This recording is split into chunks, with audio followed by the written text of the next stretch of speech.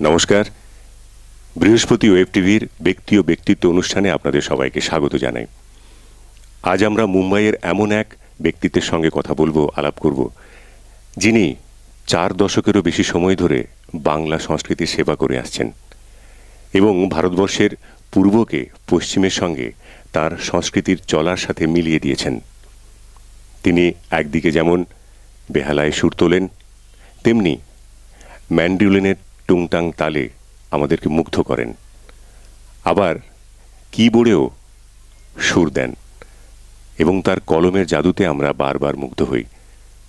তিনি বিধাতার কাছে খোলা চিঠিতে এক জায়গায় লিখছেন, এ পৃথিবীর সবই তোমার, মালিক তুমি যখন, গড়লে নিজেই এমনি আজব মজার জগৎখানি, সময় বুঝে রিনোভেশন করবে তো তা জানি। এমন এক আবদার, দাবি এবং আবেদন তিনি খোলা চিঠিতে বিধাতার কাছে পাঠিয়ে দিচ্ছেন। তিনি আমাদের মাঝে আজকে উপস্থিত রয়েছেন, আমাদের প্রিয় দাদা শ্রী সমর মোদক। সমরদাকে আমাদের এই ব্যক্তি ও ব্যক্তিত্ব অনুষ্ঠানে স্বাগত জানাচ্ছি। সমরদা, আমরা আপনার এই যে সংস্কৃতির যে যাত্রা, সেটাকে আজকে আমাদের মাঝে এই অনুষ্ঠানের ভেতর দিয়ে তুলে ধরতে চাই। আমরা শুরু করব আপনার ওই হুগলির রিষড়ার জীবন থেকে, যেখানে আপনি বড় হয়ে তারপরে ধীরে ধীরে আপনার সঙ্গীতের যে যাত্রা শুরু করেছেন। চলে আসি রিষড়ার সেই গল্প থেকে। ধন্যবাদ তাপস, এবং সব দর্শকদের আমার নমস্কার। আমি রিষড়ায় এসেছি, সেটা 1976 সন। সেখানে তখন আমি যখন গেছি, মোটামুটি একটা পরিচিতি আমার হয়ে গেছে। আমার এক বন্ধু ছিলেন মনোজ দত্ত, তিনি রিষড়ায় থাকতেন, খুব নামী একজন শিল্পী, আঁকায় উনি খুবই পারদর্শী। তো ওনার পরিচিতিতে আমি সেখানে গেছি এবং আমাকে সেখানে যাওয়ার পর আমার একটা আলাদা পরিচিতি এসছে গান সঙ্গীত জগতে। তার মধ্যে আমি লিখতাম, সুর করতাম, এসব ব্যাপারটা রিষড়ার লোক অনেকটাই জেনে গেছে অনেক বিশেষ কারণে। একবার ঠিক হয়েছিল অমর জ্যোতি ক্লাব ওরা একটা অনুষ্ঠান করবে, তখন রিষড়া রবীন্দ্র ভবন জাস্ট আরম্ভ হয়েছে। সেই সময়ে ওরা একটা অনুষ্ঠান করবে, নৃত্যনাট্য এমন কিছু একটা করবে ঠিক করেছে, কিন্তু কি করবে ওরা সচরাচর রবীন্দ্র নৃত্যনাট্য যেগুলো, সেগুলোকে বাদ দিয়ে কিছু একটা করার ইচ্ছে ওদের হয়েছিল। তখন ওখানকার বিশিষ্ট শিল্পী সলিল চক্রবর্তী এবং সমাজসেবী সুধাংশু চক্রবর্তী আমার কাছে আসেন। আসার পরে আমাকে ওনারা একটা কিছু করার জন্য অনুরোধ করেন। অনুরোধ না, আদেশই বলবো, আমার থেকে ওনারা অনেক বড়।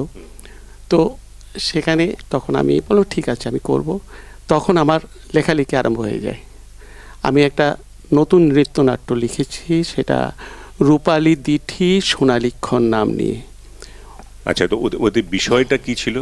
ওটা নামটা অভিনব নাম। হ্যাঁ, অভিনব। এই জন্য মানে একটা গল্প এরকম যে বাচ্চা যখন ঘুমায় তখন নানা রকমের স্বপ্ন থেকে মার কাছে কিছু স্বপ্ন গল্প শোনে, তার উপরে নির্ভর করে সেই হয়তো কোনো পরিদেশে চলে গেল, নানান রকম সেখানকার পরিদের সঙ্গে তার একটা চেনা জানা হলো। সেখানকার রাজা প্রজাদের সঙ্গে যেরকম ধরনের ব্যবহার করে, সেই ব্যবহারের উপরে ওরা একটা প্রভাব পড়েছিল। সেই প্রভাবের ওই ভিত্তিতেই লেখা বলে এটাকে রূপালী দিঠি মানে দৃষ্টি, আর সোনালীক্ষণ মানে একটা বাচ্চার জীবনে যেটা হতে পারে, সেই অর্থে এটা ব্যবহৃত হয়েছে। নৃত্যনাট্যটি প্রথম রবীন্দ্র ভবনে হয়েছে। এর আগে রবীন্দ্র ভবন নৃত্যনাট্য বলতে কিছুই হয়নি, ওটা তখন আরম্ভ হয়েছিল মাত্র। সেখানে আলোক সম্পাদক ছিলেন রামপদ মাঝি। রামদার সঙ্গে তখন আমার একটা বিশেষ পরিচিতি হয়। আমার এই নৃত্যনাট্যের জন্যে রিষড়ার লোক অনেকটাই আপ্লুত হয়ে পড়েছিল। প্রত্যেকে ওই যে গানগুলো সচরাচর গাইতে আরম্ভ করে দিয়েছিল। আর রামপদ দা আমাকে তখন রিষড়া বলাকা বলে একটা নাট্যগোষ্ঠী ছিল, খুবই স্বনামধন্য। আমাকে সেখানে নিয়ে গেছিলেন। সেখানে নাট্য পরিচালনায় ছিলেন বিশু গোস্বামী, খুব নামী ব্যক্তিত্ব, এবং তারা সচরাচর রাধারমণ ঘোষের নাটকগুলি করতেন। ইতিহাস কাঁদে, যদিও সন্ধ্যা, সূর্য নেই স্বপ্ন আছে, এই ধরনের নাটকগুলো ওনারা করতেন। তো একদিন আমাকে রামপতদা ঋষা বলাকা ওদের যেখানে মহড়া হয় সেখানে নিয়ে গেছেন। সেখানে এক বিশেষ ব্যক্তিত্বকে আমি দেখতে পেলাম। তিনি হলেন রাধারমণ ঘোষ। সে আমাকে তখন ওইখানে বসেই রাধামনদা এমন একটা প্লট তৈরি করলেন যেখানে আমাকে কিছু লিখতে হয়েছিল, কিছু গান আমি লিখেছি ওইখানেই সেটার কোরিওগ্রাফি করে রাধামনদা সুন্দর করে সেটাকে মঞ্চস্থ করেছিলেন। সেই ইতিহাস কাঁদেতে গানটা হলো, বাবুল বলে ডাকবে যখন দুঃখী মায়ের প্রাণ, কেউ বা হেসে হলো রে খুন, কারো চোখে বান। মানে আমি সুর করে একটু এক লাইন হোক, এক লাইন। বাবুল বলে ডাকবে যখন দুঃখী মায়ের প্রাণ,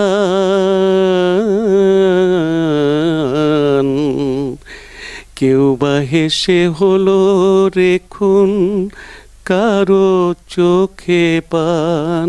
গানটা অনেকটাই আছে, আমি আর বেশি করলাম না। এরপরে ঋষা বলাকার সঙ্গে আমি জড়িয়ে গেলাম। ওরা পরের নাটকটা করলো আমার মাটি বলে।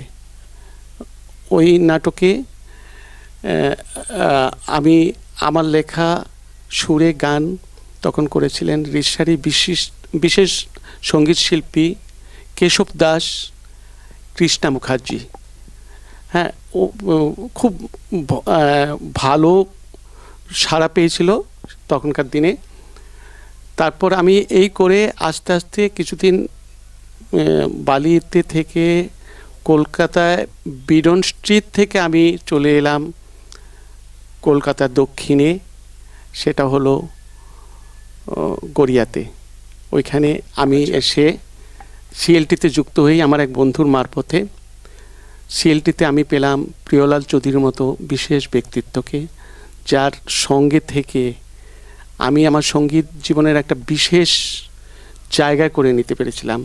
প্রিয়দার সৃষ্টি, যে সিএলটির কোনো অনুষ্ঠান দেখলে সবাই বুঝতে পারবে প্রিয়দার সৃষ্টি কতটা উন্নত। আমি প্রিয়দার একমাত্র ছাত্র, যাকে প্রিয়দা হাতে ধরে আমাকে তৈরি করেছিলেন।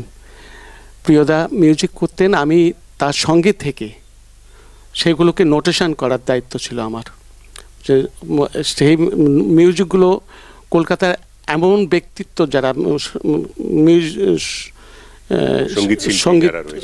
সঙ্গীত শিল্পী, যন্ত্রশিল্পী, তারা বাজাতেন।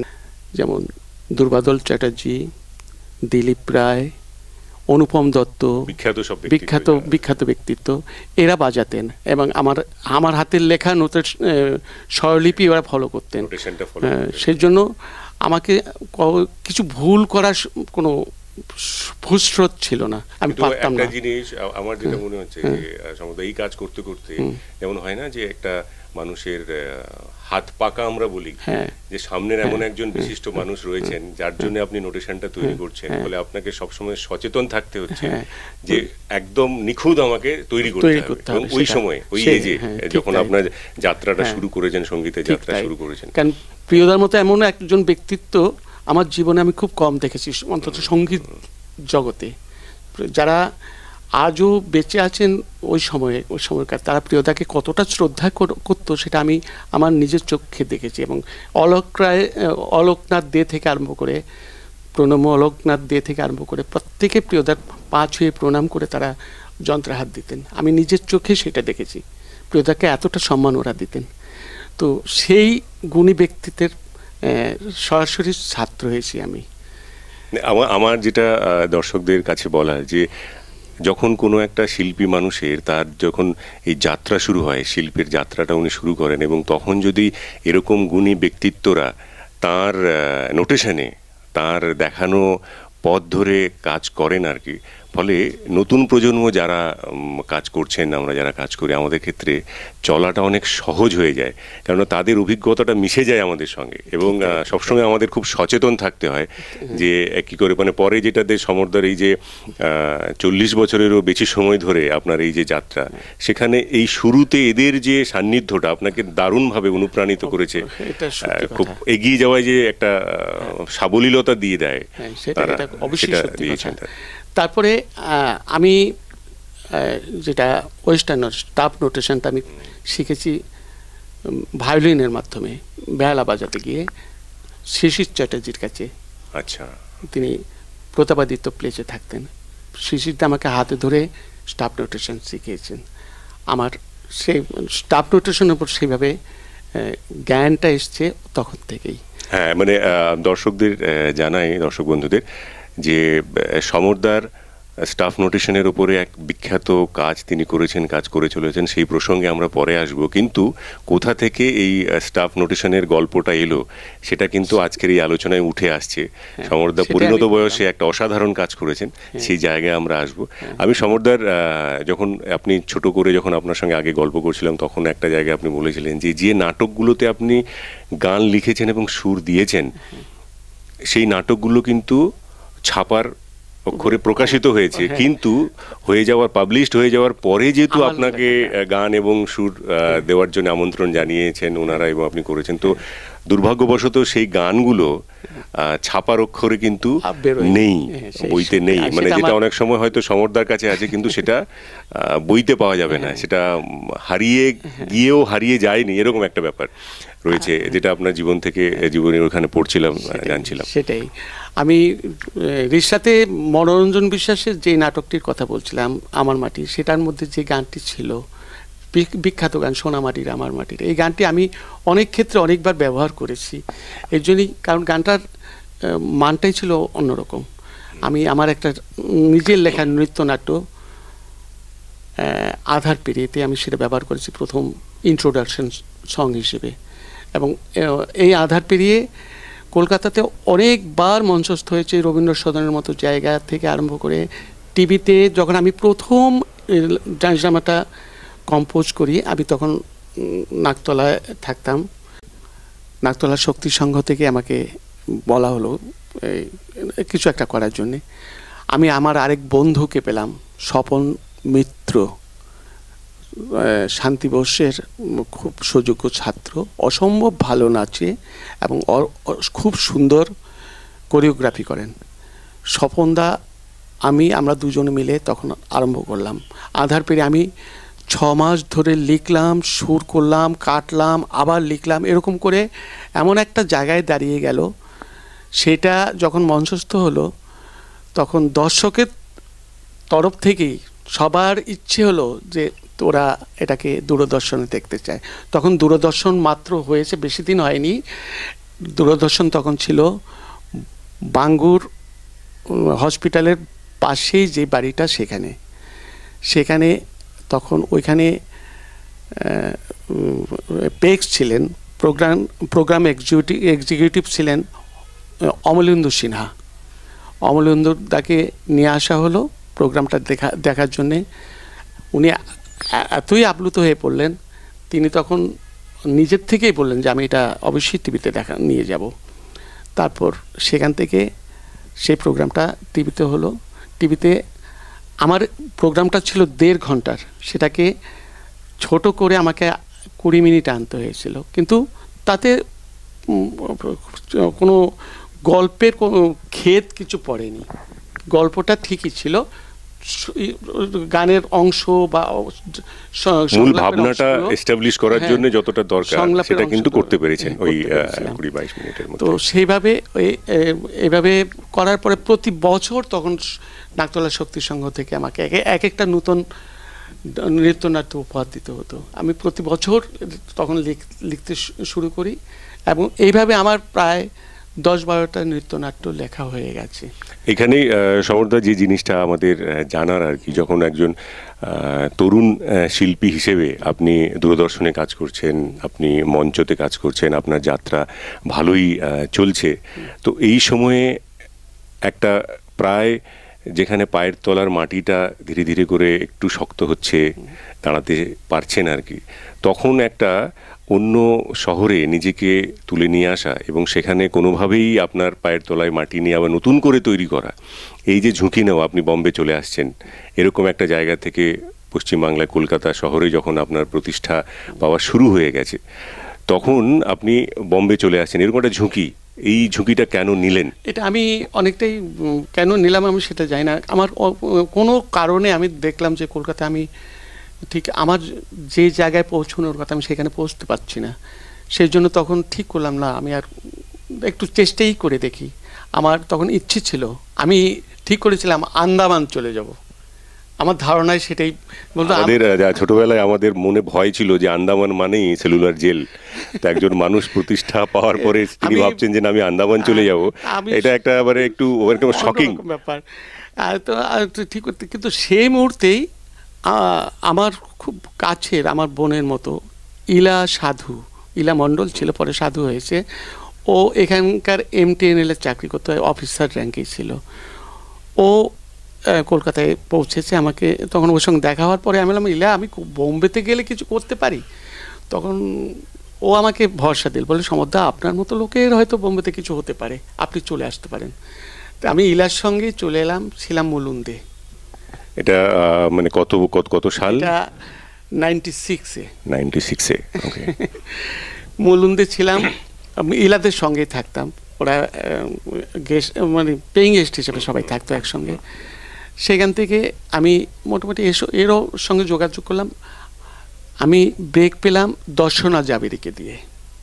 আচ্ছা, নৃত্যের যিনি দর্শনা জাবেরি।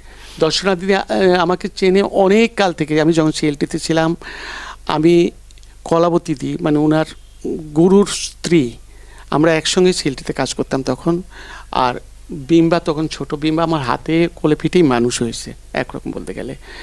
তো তখন থেকে দর্শনা দি আমাকে চেনেন, জানেন একসঙ্গে। তো সেই জন্য আমার পরিচিতিটা সেইভাবে ছিল।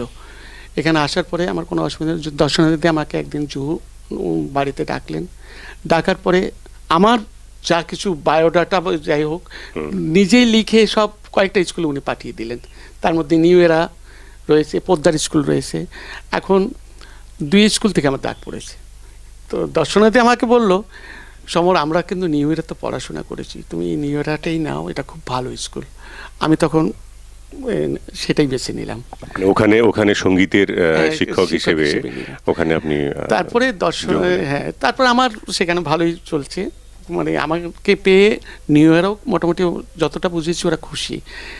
এরপরে দর্শনাদি আমাকে পাঠালেন শিবকুমার পুঞ্জানিয়া বলে একজন বংশীবাদক, ফ্লুট প্লেয়ার, উনার বাড়িতে মালাদে থাকতেন। উনি খুব ভালো মানুষ। আমি উনার মানে এত অমায়িক মানুষ আমার জীবনে খুব কম দেখেছি। শিবকুমারজি আমাকে তখন বললো, দেখো সমর, আমরা তো বাঙালি সার্কেলে আমার কিছু যোগাযোগ আছে, তুমি এক কাজ করতে পারো। তুমি শাহানা বলে একটা সংস্থা আছে, সেখানে ইন্দ্রাণী আচার্য সব কিছু, তুমি ইন্দ্রাণীদির কাছে যাও।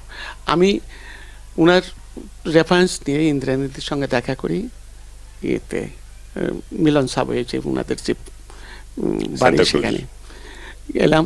ইন্দ্রাণীদি আমাকে পেয়ে একটা দুপুরটাই কাটিয়ে দিলেন দুজনে গল্প করে করে। কারণ আমি CLT-তে ছিলাম, সেটা শুনে ইন্দ্রাণীদি খুবই আপ্লুত, যেহেতু ওনাদের ছোটকালটা মানে বাঙালি বম্বের যে বাংলা সংস্কৃতি, তার ভিতরে আপনাকে একটা খুব মেন স্ট্রিমে জুড়ে দেওয়া যেমন হয়, যে আপনি শাহানার সঙ্গে জুড়ে গেলেন, ফলে আপনার যে কি বলবো শিল্পের যে গুণ যেটা রয়েছে সেটা বম্বের বাঙালির কাছে ছড়িয়ে যাওয়ার জন্য অন্তত একটা সঠিক পথ, সঠিক জায়গা যেখানে আপনি নিজেকে তুলে ধরতে পারেন। গল্প করতে করতে তারপর আমাকে ইন্দ্রাণীদি বলে, সমর আমরা তো এখন আপাতত আমাদের কোনো কাজ নেই, তবে ভান্ডুপে থাকে তুষার গুহ একটা নতুন কিছু করতে চাইছে, তুমি তুষার গুহর সঙ্গে দেখা করতে পারো। ও আমাকে বলেছিল।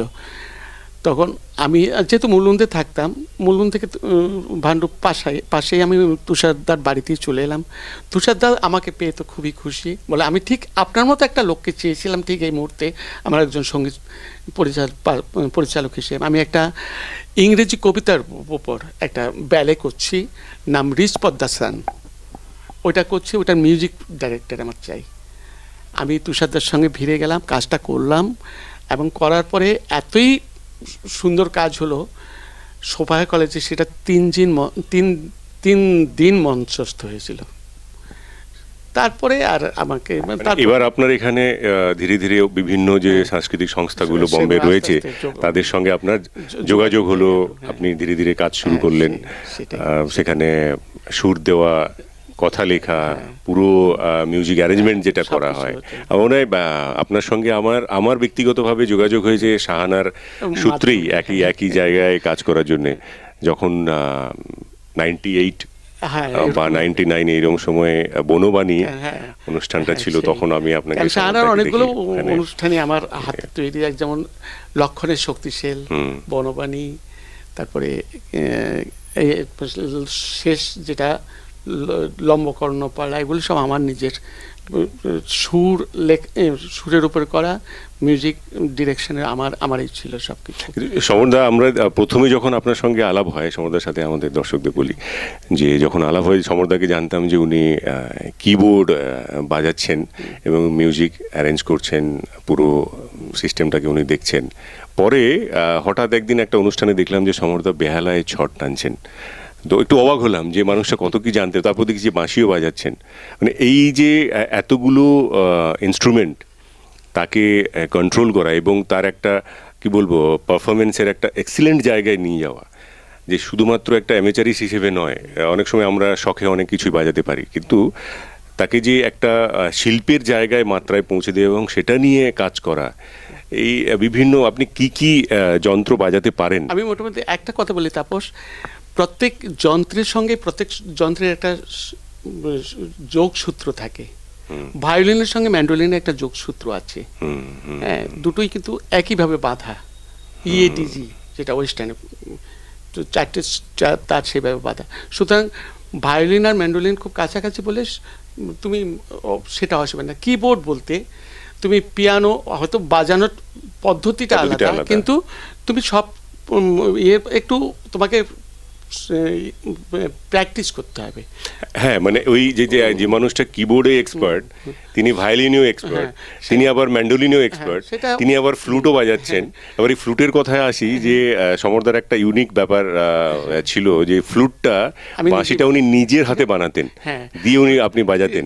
নর্মালি এই আমরা সবাই যে সচরাচর যে বাঁশি বাজায় সেটা নয়, আমি বাজাতাম টিপরা বাঁশি, ওটাকে টিপরা বাঁশি বলা হয়। ওটাতে মুখটা খোলা থাকে এবং 8টা ঘাট থাকে, উপরে থাকে আমরা জানি উপরে 7টা, নরমালি 6টা থাকে, নিচে একটা, নিচে এই আঙ্গুলে একটা। সো সেইভাবে ওটা সবাই বাজায়। কোথায় মানে এই বাঁশি সচরাচর আমরা দেখতে পাই না? ত্রিপুরাতে, ত্রিপুরা রাজ্যে। আচ্ছা, ওই বাঁশি যেমনি মেলোডিয়াস, শুনতে ভালো লাগে, তো ওগুলো আমি নিজের হাতে বানিয়ে বাজাই। এই যে জায়গাটা আপনি আবার কলমও ধরছেন, যে এতগুলো গুণের যে সমাহার আর কি, এবং সেটা প্রত্যেকটাই একটা লেভেল মেনটেন করে যাওয়া, তার জন্য যে ডেডিকেশন যেটা হয়, যে প্রতিনিয়ত ডুবে থাকা ওই কাজের মধ্যে, তাকে শিখে এবার সেটাকে আর্টের জায়গায় নিয়ে যাওয়া। হ্যাঁ, ঠিক বলেছো তাপস। আমি একটা কথা বলি, আমি যখন যেটা করতাম সেটা মন দিয়েই করতাম। আমি কোনোদিন সেই কাজটাকে ফাঁকি দিয়ে কিছু করার চেষ্টাটা আমি কখনো করিনি। আমার মনে হয় সমরদার এই যে ভাবনাটা থেকে একটা মেসেজ আমরা পাচ্ছি এই ব্যক্তি এবং ব্যক্তিত্ব অনুষ্ঠানে, যে ব্যক্তি হিসেবে আমরা সবাই মানুষ থাকছি, কিন্তু আমার যদি ব্যক্তিত্বের বিকাশ ঘটাতে হয়, তাহলে কিন্তু আমি যে কাজটা করি সেই কাজে আমাকে এক্সপার্ট হিসেবে দাঁড় করাতে হবে নিজেকে। এটা একটা বিশেষ মেসেজ আমি বলতে চাইবো, যে সমরদার ভেতর দিয়ে আমি কোনো কম্প্রোমাইজ করতাম না কোনো কাজেই। আমি লিখি, তুমি হয়তো জানো আমি আজ সনেট লিখি। আমি ঠিক মাইকেলের যে সনেট, সেটা আবার একটা আজকের দিনের এই যে সনেটটা সচরাচর আমরা দেখতে পাই না, সেটা আপনার হাত ধরে বলবো যে অন্তত এই যে একটা আর্ট সেটা বেঁচে রয়েছে লেখার ক্ষেত্রে, যে সমরদা এখনো সনেট নিয়ে লিখছেন, সনেটে মানুষকে মুগ্ধ করার চেষ্টা করছেন, এই যে একটা ধারাটাকে আপনি ধরে রেখেছেন। আজকে খুঁজলে কিন্তু আমি যদি 1000 কবি খুঁজে বেড়াই, তার ভেতরেও প্রতিদিন নিয়ম করে সনেটে কেউ লিখছেন, এটা কিন্তু পাওয়া যাচ্ছে না। আমি আমার লেখায় কোনো তোমাকে একটা কথা বললাম, কোনো কম্প্রোমাইজ করি না। আবার যদি মনে করি এই শব্দটা আমার ভালো লাগছে না, আমি সেখানে সেই শব্দটা বসাবো না, এরকম ব্যাপার হয়। আমি কিন্তু তোমাকে আরেকটা কথা বলে রাখি, আমি ছড়াকার হিসেবে মোটামুটি আমার পরিচিতি অনেক কাল থেকে। আমি যখন সেটা অন্য একটা পর্যায়ে, আমি যখন কলেজে পড়ি, কলেজ থেকেই এবং অনেক পত্রপত্রিকা আমি লেখা ছড়াকার হিসেবে আমার একটা বিশেষ পরিচিতি ছিল। আমি কলকাতায় থেকে শুকতারাতে আমার লেখা শুকতারার প্রথম পাতায় যেত, আমার লেখা শুকতারার প্রথম পাতায়। তোমাকে আমি সেটা আমার ছোটবেলার কথা মনে পড়ে যায়, কারণ শুকতারার চাঁদ মামা আসতো বাড়িতে, আর এটা আমার গর্বের বিষয়। আমি শুকতারার প্রথম পাতায় লিখতাম। সুতরাং আমি সেখানে মানে আমি বললাম তো, আমি কোনো ব্যাপারে আমার লেখার ক্ষেত্রে আমি কখনো যে কোনো সৃষ্টি ক্ষেত্রে আমি কখনো কম্প্রোমাইজ করি না। দারুণ। আর সমরদা, এখানে আমরা জানি যে কিছু বই আপনার প্রকাশিত হয়েছে, আপনি লিখেছেন এবং একটা অসাধারণ কাজ করেছেন রবীন্দ্রসঙ্গীতের উপরে। তার যে আমরা বলি যে ওয়েস্টার্ন নোট বা স্টাফ নোটেশন, যেটা আপনি শুরুতে বলছিলেন, যেটা আমি আমাদের দর্শকদের মনে করিয়ে দিই, যে ভায়োলিন বাজানো যখন উনি শিখলেন, তখন উনি এই স্টাফ নোটেশনটাও শিখলেন কলকাতায়, যখন উনি সঙ্গীতের যাত্রার ভেতর দিয়ে চলেছেন, তার চর্চার ভেতর দিয়ে চলেছেন। সেই যাত্রাটা, সেই শেখাটা কাজে লাগলো বম্বে এসে, যখন তিনি রবীন্দ্রসঙ্গীতের স্টাফ নোটেশন তৈরি করলেন। তো এই গল্পটা শুনবো, এটা একটা খুবই ইন্টারেস্টিং গল্প। তো এটা একটা অন্য ধরনের জার্নি আপনার। ঠিক বলেছো। আর বিথি চ্যাটার্জি শাহানার একজন শিক্ষিকা, মানে ক্লাসিক্যাল গানের শিক্ষিকা। বিথিদির ছেলে নান্টু ও ক্যালিফোর্নিয়ায় থাকে, দুই মেয়ে, ওরা ভায়োলিন বাজায়। তো ওরা ওইখানে স্টাফ নোটেশনের কোনো রবীন্দ্রসঙ্গীত বাজাতে পারছে না, মানে বই পাচ্ছে না বলে বাজাতে পারছে না। তো আমাকে বিথি দিয়ে একদিন বলবো, সমর ওদের কিছু স্টাফ নোটেশনে কয়েকটা রবীন্দ্রসঙ্গীত তুমি একটু করে দাও। তখন আমি বললাম ঠিক আছে, আমি করে দিলাম। করে দেওয়ার পরে ওরা এত খুশি হয়েছে, তখন আমার মাথায় এলো আমি কেন এটা করছি না, আমি তো এটা করতে পারি। ঠিক সেই সময় আমি আইআইটির শিক্ষক, আমার ছাত্রেরা নর্মালি এসব নিয়ে, কম্পিউটার নিয়ে ওদের নাড়াচাড়া, ওরা সফটওয়্যার। তখন আমার এক ছাত্র আমাকে একটা সফটওয়্যার দেখালো যে স্যার এটা এইভাবে করা যেতে পারে নোটেশনের ব্যাপারটা। তখন আমি ওর থেকে দেখে নিয়ে ওটা নিয়ে নিলাম, নিয়ে তখন আমি পুরো সফটওয়্যারের উপরে স্টাফ নোটেশনে রবীন্দ্রনাথের প্রথমে 3টি খণ্ড গীতির চর্চা করলাম, তারপরে গীতাঞ্জলি করলাম। আর এর মধ্যে আরেকটা কথা বলি, আমি যখন শাহানায় লম্বকর্ণপালা বা লক্ষণের শক্তিশীল করছি, যেহেতু সেগুলো যাত্রা ফর্মের, সুতরাং সেখানে ক্ল্যারিনেট কর্নেট তো অবশ্যই থাকবে। হ্যাঁ, আর বোম্বের ক্ল্যারিনেট কর্নেট যারা বাজায়, ওরা কিন্তু এই হিন্দি নোটেশনও বোঝে না বা অন্য কোনো ভাষার নোটেশনও, ওরা অনলি স্টাফ নোটেশনে বোঝে। আর স্টাফ নোটেশনে আমাকে মানে আমাদের বাংলার যে যাত্রার যে কনসার্টগুলো, সেগুলো আমাকে করে দিতে হয়েছিল, এবং তারা আমি যেরকম করেছি সেরকমই ওরা বাজিয়েছে। অপূর্ব, মানে এখনও শাহানা, আমার মনে হয় না শাহানা ওদের সেই লক্ষণের শক্তিশালী ভুলতে পেরেছে বা লম্বকর্ণপালা ভুলতে পেরেছে, কারণ সেইভাবে মিউজিকগুলো করা হয়েছিল, সেগুলো কিন্তু স্টাফ নোটেশনে করা। মানে এটা মানে আপনার ওই সময়ে যখন আপনি ভায়োলিনটা বাজানো শিখলেন স্টাফ নোটেশনে, তারপর হঠাৎ করে বিথি দিয়ে আপনাকে বললেন যে মানে কোথা থেকে যে মানুষের একটা দিক খুলে যায়, ছোট্ট একটা ঘটনা আপনার জীবনের অন্য একটা দিক খুলে দিল, যে আপনি রবীন্দ্রসঙ্গীতের স্টাফ নোটেশনটাকে তৈরি করলেন, ধরলেন, এবং সেভাবে আপনার। আর এটা আমার সৌভাগ্য যে এই রবীন্দ্রসঙ্গীতের উপর স্টাফ নোটেশনের কাজ সারা বিশ্বে খুব কম হয়েছে। যারা করেছে কিন্তু তারা পরিচ্ছন্ন কাজ করতে পারেনি। এর জন্য বিশেষ করে রবীন্দ্রভারতী, বিশ্বভারতী আমাকে খুব অ্যাপ্রিসিয়েট করেছে আমার কাজটার জন্যে। আমার বই ওরা রেখেছে।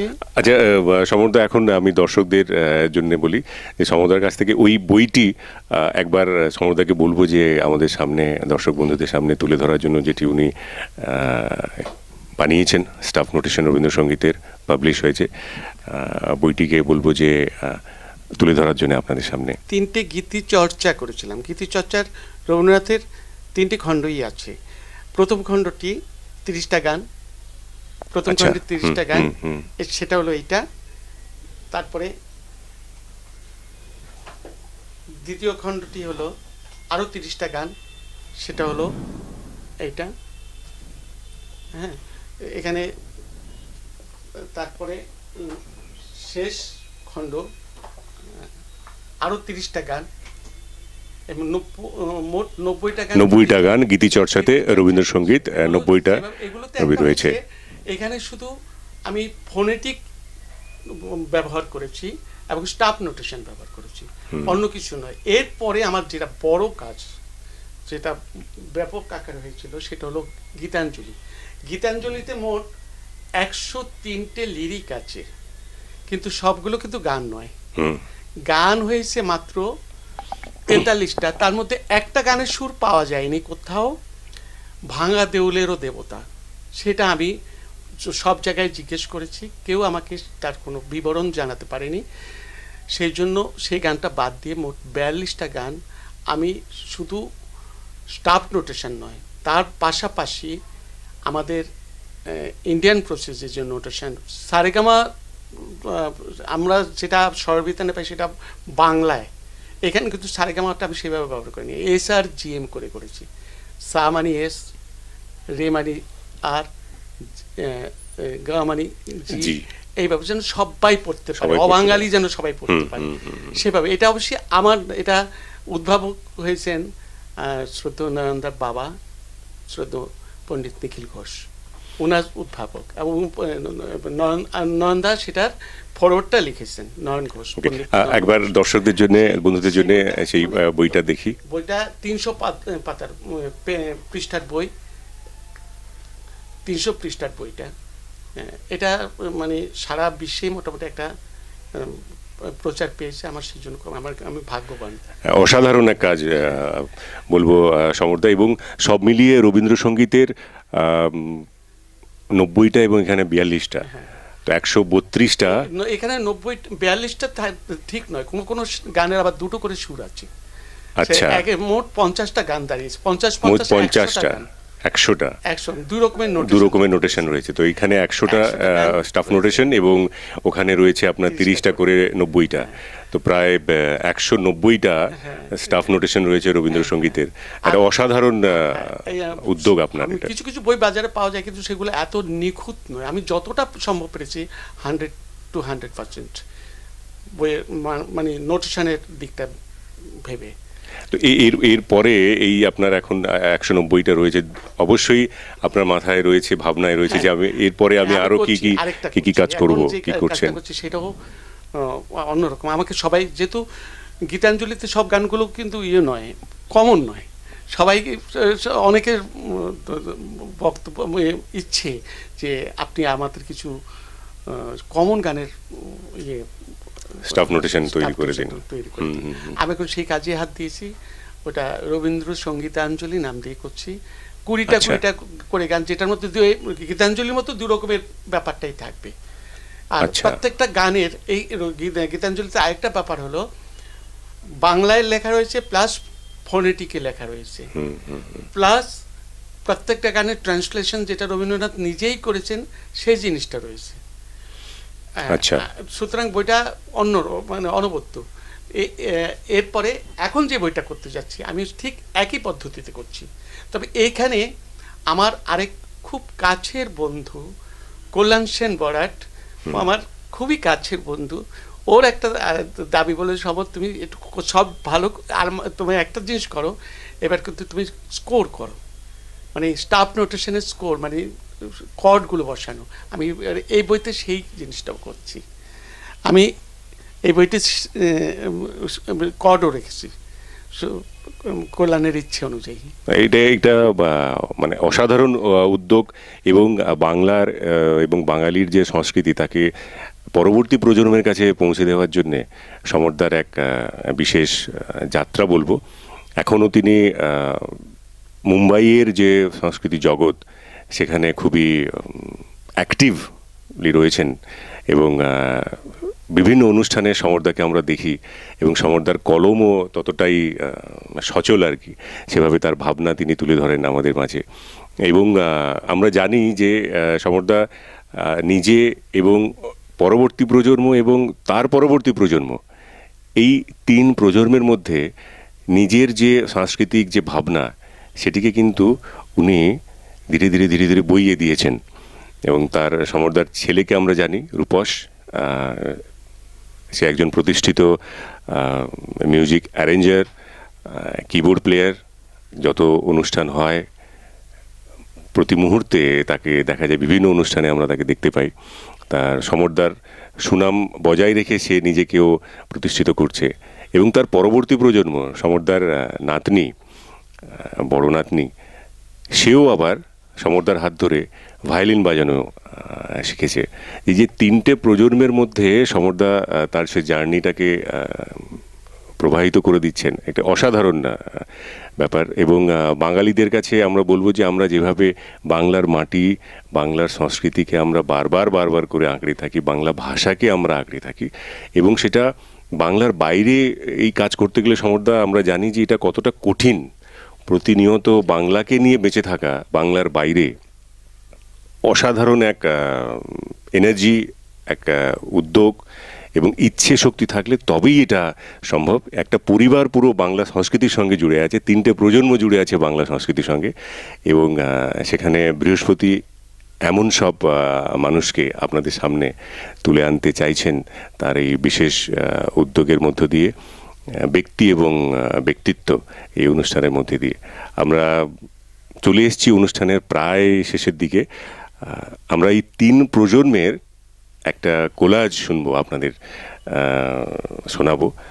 তো সমরদাকে অনুরোধ করব যে 3 প্রজন্ম একটা কিছু আমাদেরকে শোনাক।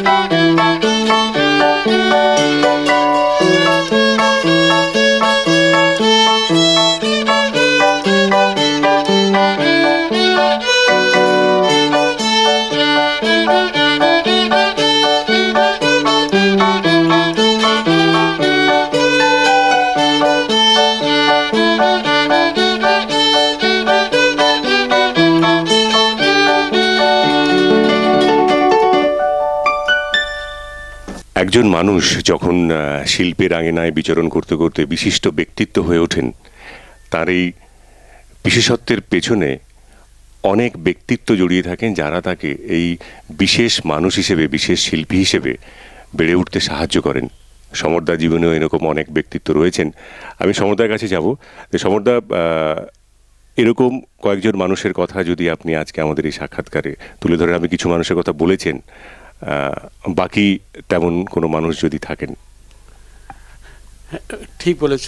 আমি যখন সিএলটিতে কাজ করছিলাম, সিএলটির কাজের মধ্যেই আমি তো মোটামুটি সঙ্গীতের এদিক ওদিক নাড়াচাড়া আমার ছিলই।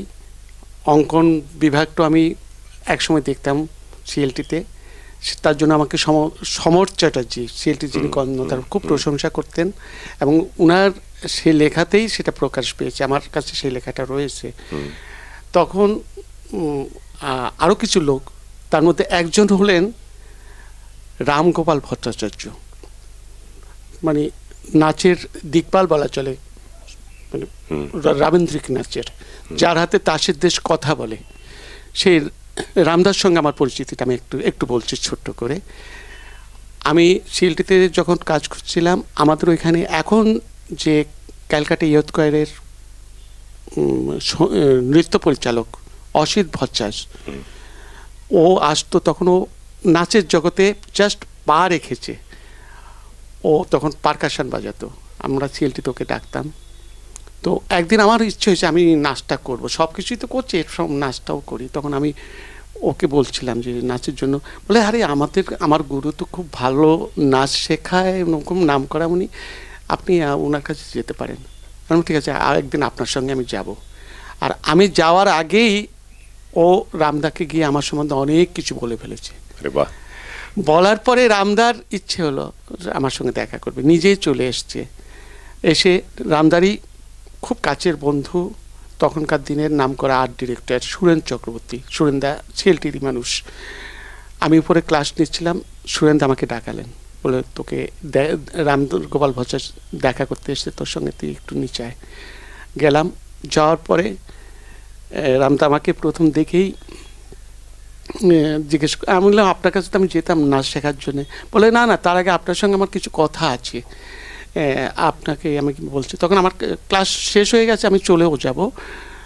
তো দুজনেই হাঁটতে কথা বলছি। রামদা চেইন স্মোকার ছিলেন এবং মারাও গেছেন সেইভাবেই, এই স্মোকিংয়ের জন্যই রামদার শেষ জীবনটা শেষ হয়ে গেল।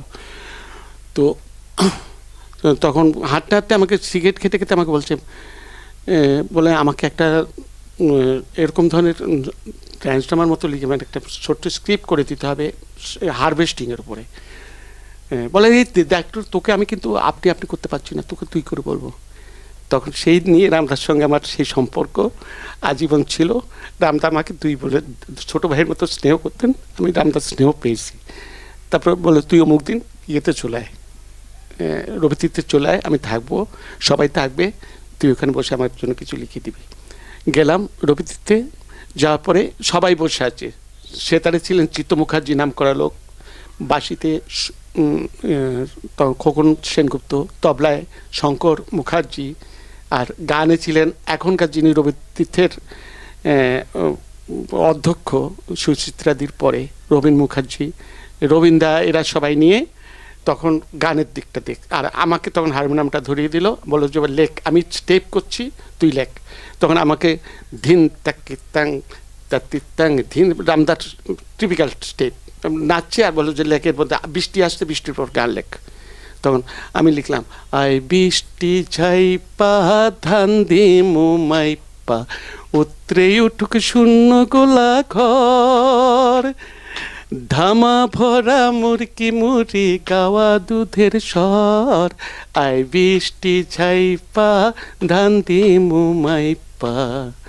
ও তোর পাগলা বরণ রূপ দেখা রে, আমার মন ময়ূরী নাচে, বাউরি বাতাস ঝিরঝিরিয়া দোদুল গাছে গাছে রে, দোদুল গাছে গাছে।